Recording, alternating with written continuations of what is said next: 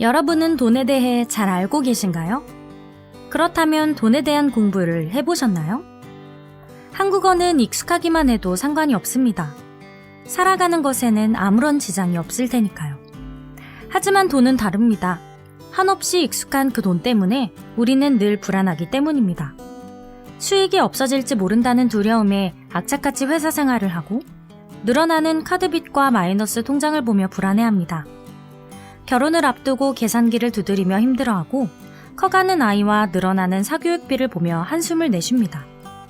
돈은 우리에게 만족의 도구가 아니라 불안의 족쇄가 되고 있습니다.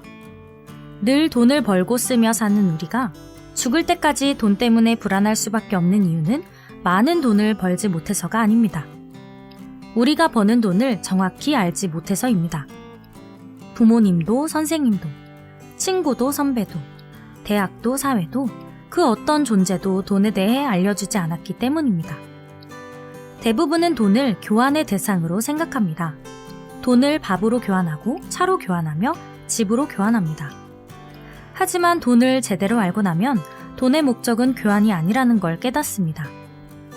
돈의 목적은 교환이 아니라 기회입니다. 내가 가진 돈의 크기는 물질로 교환하는 데 목적이 있는 것이 아니라 교환할 물질이 가져올 가능성에 목적이 있습니다. 한 가지 예를 들어 좀 더 자세히 설명해 보겠습니다.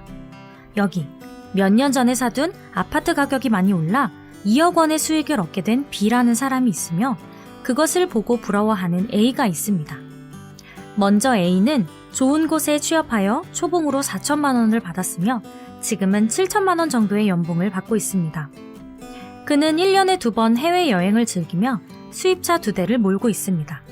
명품 가방과 신발을 즐겨 신고 주말이면 국내 맛집 투어를 떠나는 욜로족입니다. 그리고 B는 초봉으로 2,700만 원을 받았으며 지금은 3,400만 원 정도를 받고 있습니다. B는 신혼여행을 제외하고는 해외여행을 간 적이 없으며 소형 국산차 한 대를 몰고 있습니다. 명품 가방과 신발을 소유했는지는 모르지만 주말이면 부동산 공부를 하는 모임에 나가 활동합니다. A가 B보다 연 3,600만 원을 더 벌지만 자산은 B가 A보다 무려 2억 원이 더 많습니다. 왜 이런 차이가 나는 것일까요? 바로 돈을 바라보는 관점의 차이 때문입니다. A에게 돈은 오직 교환의 대상입니다. 돈을 해외여행으로 교환하고 수입차와 교환했으며 맛있는 음식점의 식사와 교환했습니다. 반면 B는 부동산 기술을 습득하여 자신의 돈을 투자하기 위해 주말 시간을 아끼지 않으며 부동산 공부를 했습니다. 투자할 돈을 마련하기 위해 소비를 줄이는 B에게 돈은 단순히 교환의 대상이 아닙니다. B에게 돈은 기회의 대상인 것입니다.